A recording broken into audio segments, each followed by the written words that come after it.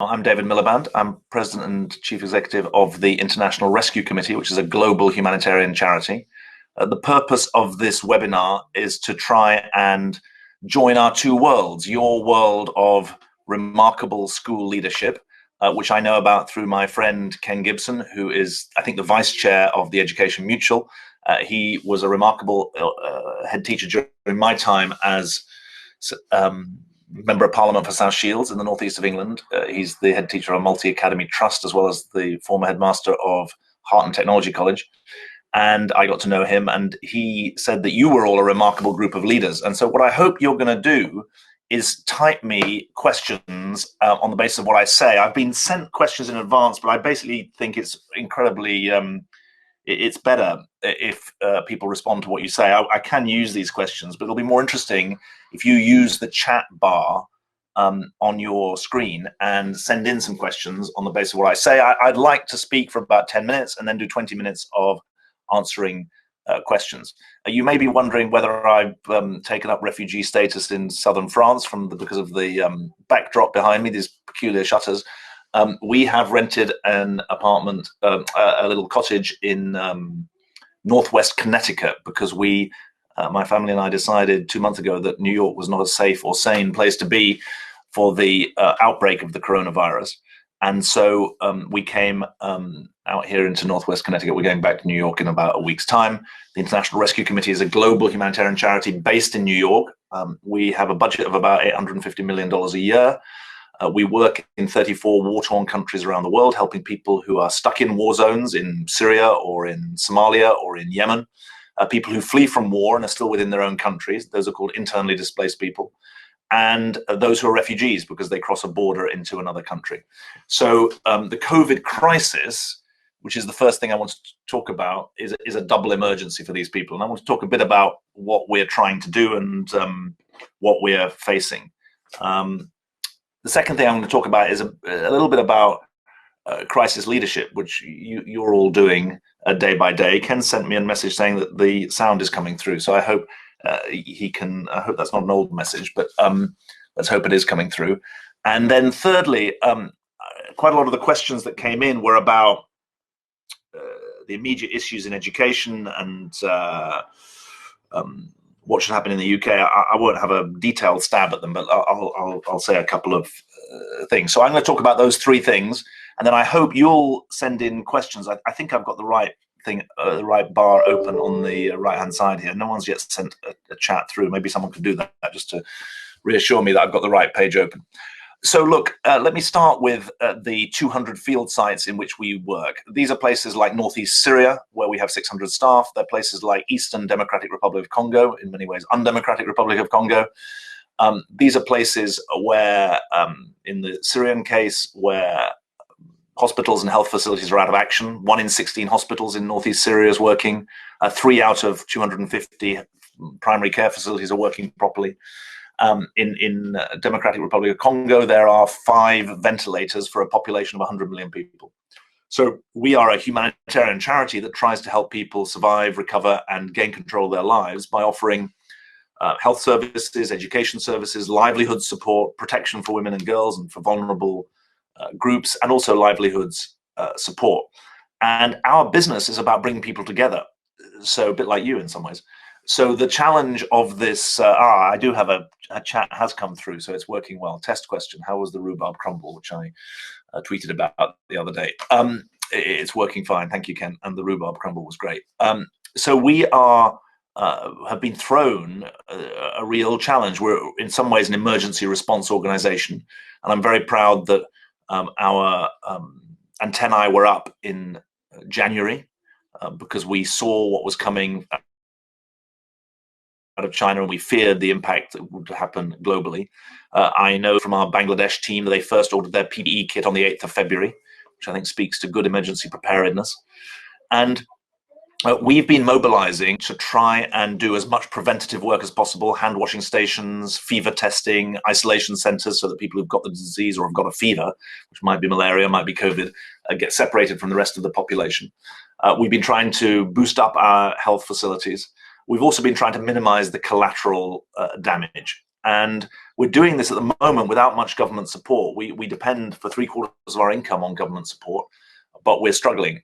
Frankly, the governments seem frozen in the headlights and have not been doing their usual emergency response, which I think is a real is worse than the shame. And some of the media I've been doing, which you may have seen, has been trying to focus on that. Now, we've had three priorities through this crisis. One is staff safety. Secondly is frontline response, so health response. And thirdly, program continuity. How do we adapt our programs to work in a context where we have to be COVID proofed? We've been given the fortune of some time because most of the places we work haven't yet had the full force of the crisis that you've known in the UK or in parts of Europe or in the US. But it's coming. The first 5,000 cases in Pakistan took 45 days. The most recent 5,000 cases took 2 days. So you can see the exponential growth. And the underlying conditions of poor sanitation, poor underlying health, weak health systems, a high density, the population of 1 million refugees in Cox's Bazar in Bangladesh has a population density between 4 and 7 times that of New York. So the conditions are there for the disease to run riot. That's the first part of the emergency. The second part of the emergency is the economic and social damage that will be done as a result. Economic damage, I'm sure you know about. Social damage, though, we know that in emergencies, violence against women rises. So that's something that we're trying to gear ourselves to work on. Now, questions are beginning to come in, which is great. So I won't disrupt, but I will get to them. So that means I'm not going to drone on.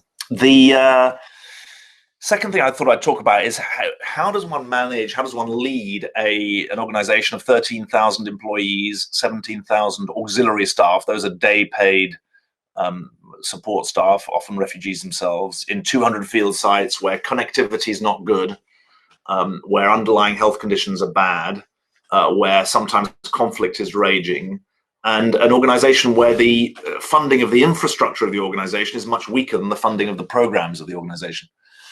And the truth is that I think there are 3 or 4 things that we've tried to prioritize in this crisis. The first is to make no apologies for putting staff safety first. If you can't protect your own people, you can't do anything.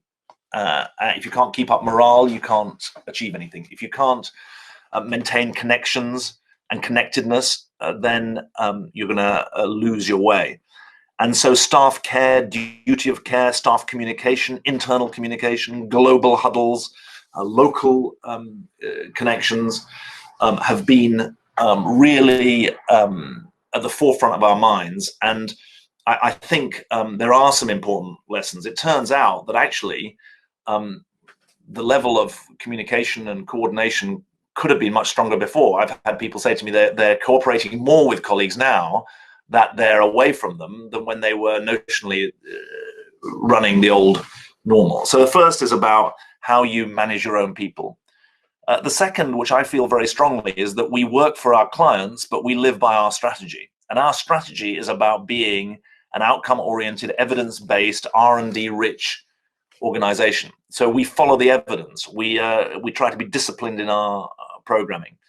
And I think that becomes more important in a crisis rather than less important. It mustn't become a straitjacket. You can't refuse to do common sense things because your strategy doesn't tell you to. But I think that it's really important not to lose sight of the North Stars that you are pursuing. And that leads us to a third element that we're trying to think about, which is rather than just adapting the old office-based systems, it's important to try and create new systems for working. And so rather than just take our old child protection policies and try and do them at distance, we're trying to reinvent our child protection policies so that they can be done in a COVID consistent way. That program adaptation piece is really important, consistent with our model of sticking to strategy and being outcome oriented and evidence based. So I think there's a third element, which is not just seeing the current situation as a minor tweak to the old one. It's a whole new business operating model. And it says, I got a message saying something had gone wrong, but maybe not.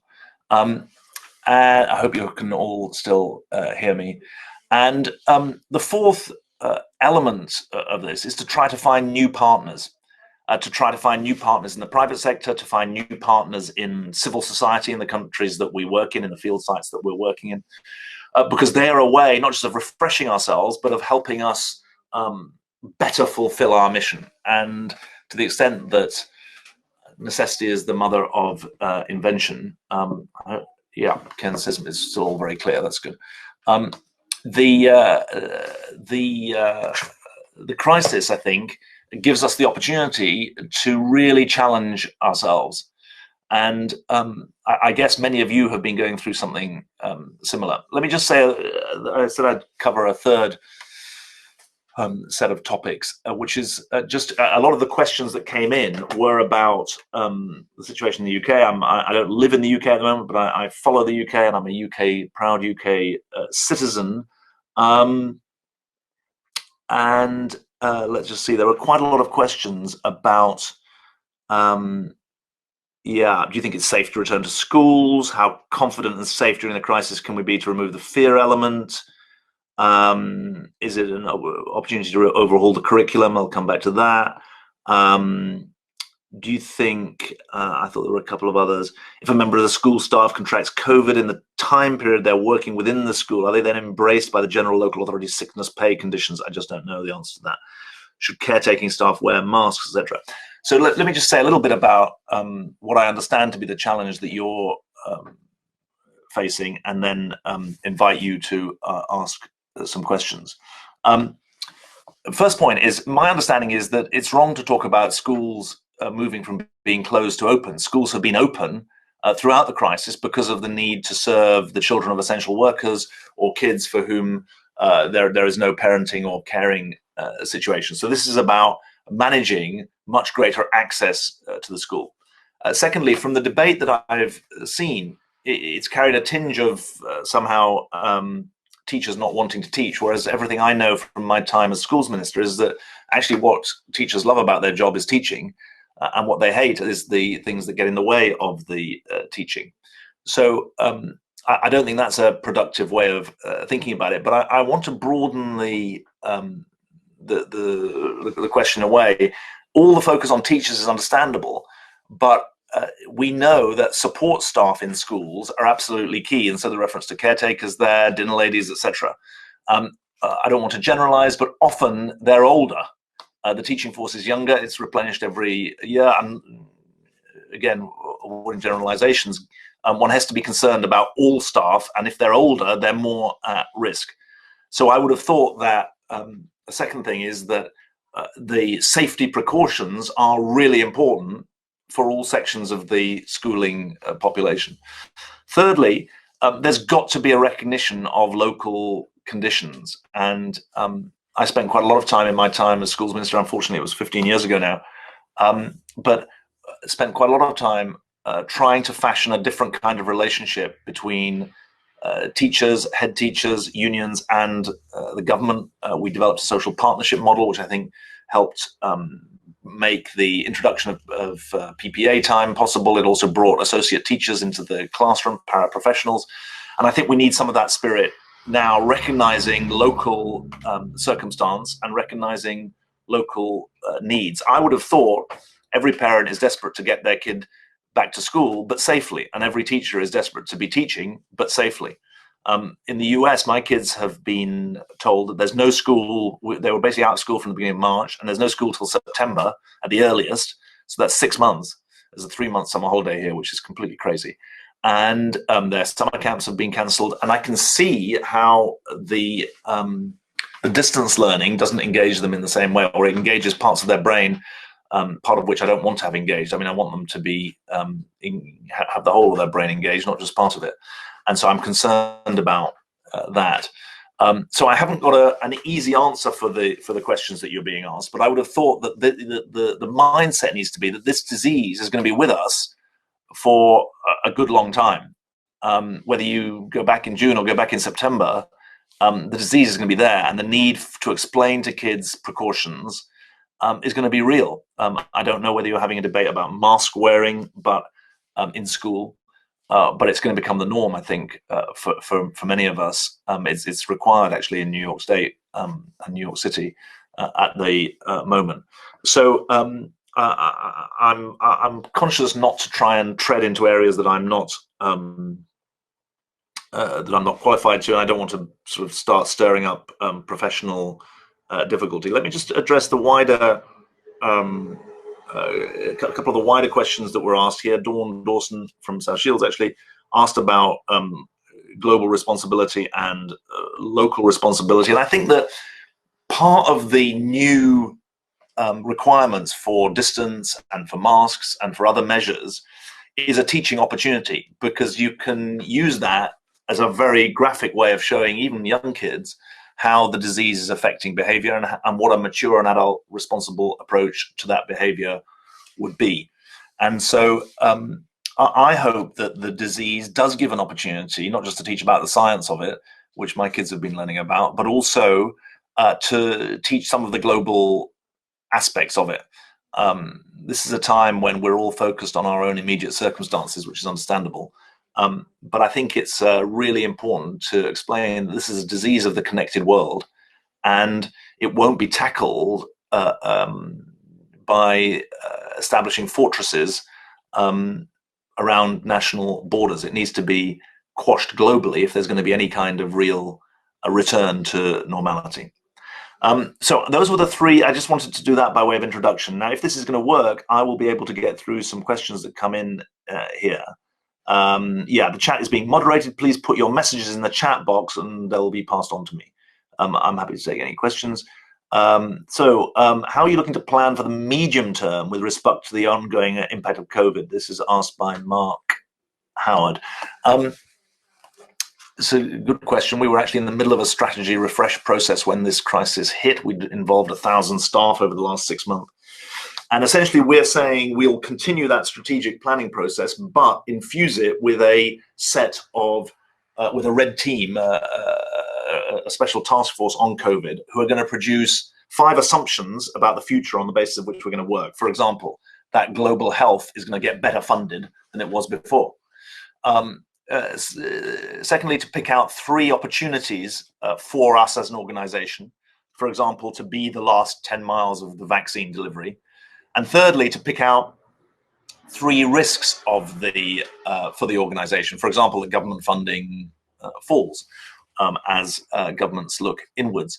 And so we are going to try, and I'm a great believer that it's much better to have a view of what the future is going to be and for it to be wrong than to have no view about the future and just refuse to make any decisions at all.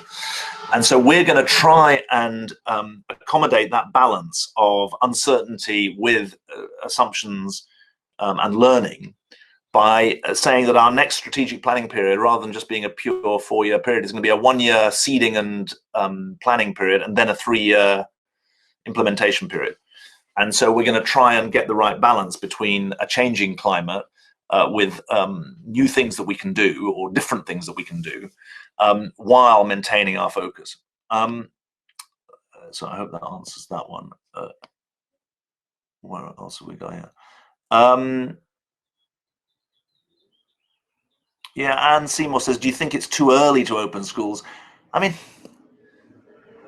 look, I'm not an epidemiologist, but I certainly don't think it's too early to be planning the opening of schools. And I think there are different schools in different places that will have the chance to open in a responsible way. I mean, it partly depends on how crowded are your conditions, what kind of infrastructure have you got, how many pupils have you got.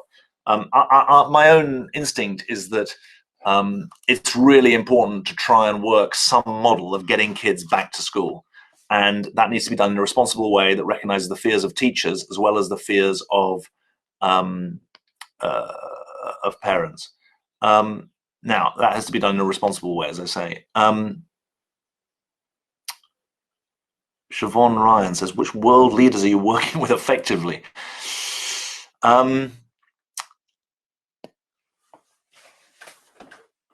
Yeah, it's not a pretty picture for global cooperation at the moment, I'm afraid. The ones who've done quote unquote well, have done well within their own home circumstances. rather than have done well internationally. And the real story of this crisis in terms of the global scene is that there has been no global response of a serious kind. We are funded by UK, US, EU, France, Sweden, Germany. Germany's been pretty good, it has to be said. A lot of the others are pretty stuck, I'm afraid. And there's a whole very interesting international relations diplomacy angle to this, which is how China is being used as an excuse in America for their own failings. But the Chinese did do things wrong, and they are trying to, on the other hand, use their own successes in clamping down on the disease as a propaganda tool. So it's a very challenging. How do you? Question from Paul. Can't read his second name, I'm afraid, but it doesn't seem to be very clear. Paul Dunlop, maybe.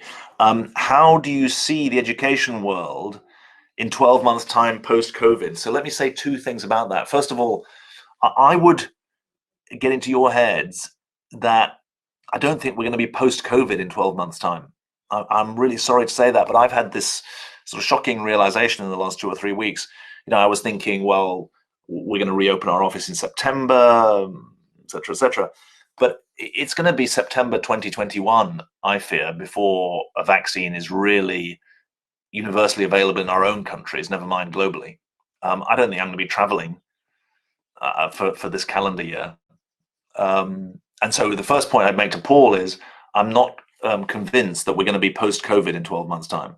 Secondly, I think that education is actually ahead of the game in many ways when it comes to using remote learning, using online tools. It's something I saw a massive change in the UK 15 years ago. And I think that education probably has quite a lot to teach. One of the things that we're very hot on in the education work that we do around the world is that the machines aren't a substitute for people. And the best programs have a really harmonious balance of the teaching force and the online support.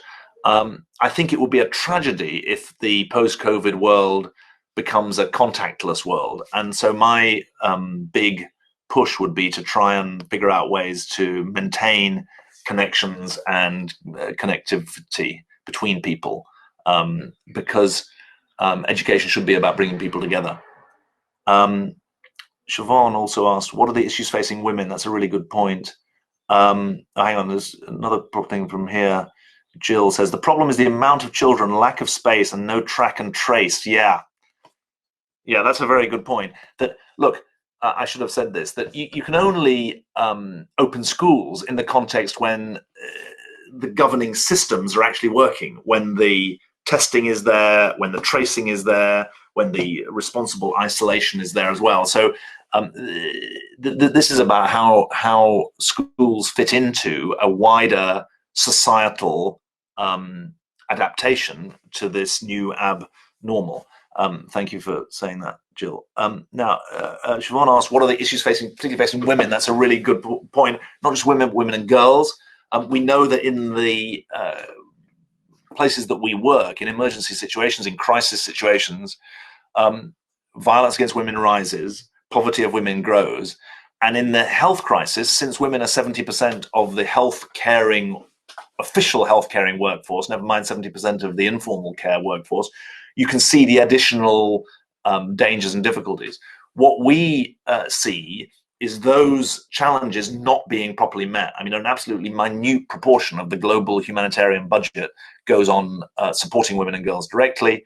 And it's something that we're very hot on. I wrote about this actually, and if you're interested, any of you, I wrote about this in a journal called Politico. If you go onto the website, I wrote about this with Sheryl Sandberg, who's the chief operating officer of Facebook. She and I did an article together about how we need data, we need provision, we need empowerment for women and girls, but we also need protection. I mean, what happens in crisis is that girls get sold off at a young age for early marriage and as a survival mechanism.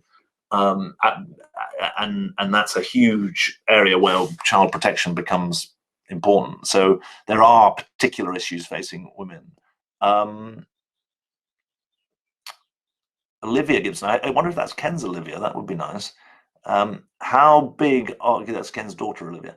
How big an impact do you think the UN failing to show support for a global ceasefire will have on the spread of the virus in vulnerable areas? That's a really interesting point that Olivia has made. Hi, Olivia. So just to back up, the UN Secretary General issued a call for a global ceasefire. And that has been followed in some places. There's a ceasefire in Syria at the moment. There's a ceasefire in Colombia at the moment. There's a temporary ceasefire in Yemen at the moment. But in some other places, there's a ceasefire in South Sudan at the moment. But there's not a ceasefire in Afghanistan. There's not a ceasefire in Somalia. And that is a major threat to the delivery of effective health systems, obviously. And the fact that Afghanistan is having huge increases in numbers, half of all those tested in Afghanistan are now registering positive, I think is traceable to in part, the absence of a ceasefire. Olivia asked about the failure of the UN Security Council, which is made up of the 5 permanent members, which includes the UK, and then 10 elected members. That body has not been able to pass a resolution supporting the call for a global ceasefire. It's incomprehensible, really, but it's a completely stupid debate with the Americans not wanting to say anything that refers to the World Health Organization. I mean, it's completely fatuous. And so I think that's part of the equation, Olivia. I think it's a good point. It's certainly a point that we're trying to make. Let's see, what else have I got here? This is Thomasin White says, do you think this pandemic should make the world review its attitude to the Ebola crisis in Africa? Well, that's interesting. I mean, I was on the Zoom with our team in DRC yesterday. It's Democratic Republic of Congo. That's the eastern DRC is where the Ebola crisis has been happening. We are in the International Rescue Committee is in 84 health centers doing infection prevention and control there.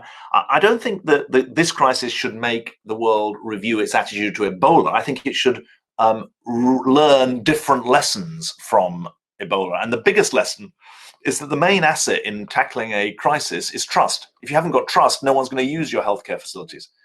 And it's the credible provision of information that allows people to believe the things that they're being told. And so I hope that there is a lesson from Ebola for this crisis. I also think that the lesson of this crisis is a rather different one from Ebola. Well, there's a complementary lesson, which is that holes in the global safety net are dangerous for everybody. Marian or Martin Banham asks, which country's response to COVID are you most least impressed with? Well, I mean, I'm a distance from South Korea and from Germany, but I think they've both handled it really well. Taiwan has handled it well as well. They've really been very clear about the science, what they do know and what they don't know. They've been very consistent in their messaging. They've been very fast to act. I'm afraid on the less impressed, I'm afraid the US situation, given the resources here, 18% of the economy goes to healthcare. I mean, it's been an absolute disaster. I mean, there's now the number who've died is heading towards 100,000. You know, the US is only 5 or 6% of the global population, but it's 20% of the global death toll. I'm afraid the UK, 1% of the global population, less than 1% of the global population, 15%, 20% of the global death toll. I think that worries me. I think that Brazil has been wildly irresponsible in the way that its leadership has dealt with the crisis, essentially telling people to go party. So there are some negative examples. I've chosen 3 positive examples from democratic countries, Taiwan, South Korea, Germany. You've also got to say that for all of their missteps, the Chinese have shown real rigor and determination. Now, they've got a one-party state that allows them to do things that we wouldn't do. But they've also shown extraordinary state capacity. When Wuhan blew up for the second time a week ago, they went and did 11 million tests in the space of a few days. So they've got real capacity, and I think there's going to be a very serious reckoning when this crisis is over. Let me finish with this question, because I think we're only meant to have half an hour, and it's now 9:37, so I've probably taken up more of your time than I should have done. The question is probably one I'm not qualified to answer. Let's see what it is. Ian Harrison says, COVID-19 is likely to widen the gap between rich and poor at all scales, internationally and within nations. What can your organization do to narrow the gap? It's an interesting question, or it's an interesting point. I tell you what I think is going to happen is that we're going to see a set of different widenings. We're going to have a new widening between the employed and the unemployed, because unemployment's going to rise. We're going to have, I think, new focus on low-paid workers and the rights that they have. In the UK, we take it for granted that we've got access to healthcare. Here, you've got low-paid workers who've got no medical care and have got no right to medical leave, so don't check out of work for fear of losing their income and therefore spread the disease. What's our organization doing? We're focusing on a particular gap, which is the gap faced, and it's a hole, the hole in the global safety net for people who are displaced by war and conflict. It's 34 countries, as I think I may have said earlier on.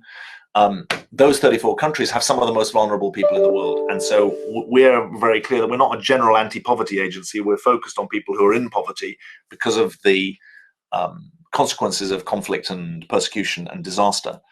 And we've got our hands full doing that. And I think we can make a difference in three ways. One, the delivery of services that we do. We think we helped about 27 million people last year around the world, many in health, but not only. Secondly, we can be a benchmark of good practice. We can be the technical resource center for the humanitarian sector. And the third thing is we can advocate on behalf of these people to say that the global safety net, the holes in the global safety net, are a threat to life and livelihood everywhere. And that this disease is a disease that shows that there's a human chain, and we need to make sure it's got strong links, because if we don't do that, then we're all failing.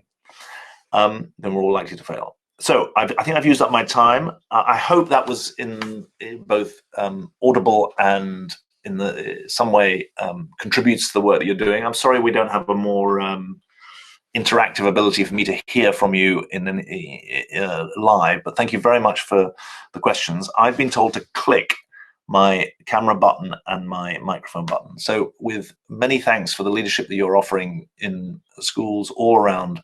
I'm not sure if it's England and Wales or all around the UK, hopefully all around the UK. Good luck to the Education Mutual in what it's doing. And thanks very much to Ken for helping bring us together.